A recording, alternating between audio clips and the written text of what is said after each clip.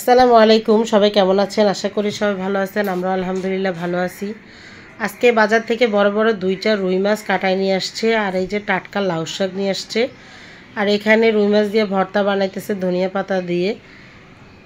আর এই যে এখানেও দেখেন সবুজ সবুজ একদম পালং শাক নিয়ে আসছে। আজকে পালং শাক রান্না করবে, লাউ শাক কালকে রান্না করবে। আর এই যে এখানে মাছ ভুনা করে নিতেছে, অনেকগুলো রুই মাছ ভুনা করে নিতেছে। আর এই পাশ থেকে দেখেন টিফিন গাড়ি রেডি করে নিছে। আসলে আমার মামাতো বোন অসুস্থ, হসপিটালে ভর্তি। ওর আজকে গলার অপারেশন, তাই হসপিটালে খাবার নিয়ে যাচ্ছে।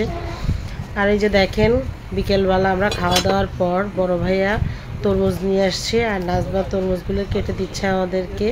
খুবই মিষ্টি ছিল তরমুজ, আনসিজনের তরমুজগুলো অনেক মিষ্টি হয়। আসলে তরমুজগুলো আয়ান ও খুব পছন্দ করছে। আর এই যে এখান থেকে দেখেন আমাদের মাসুদের শালা ও আসছে।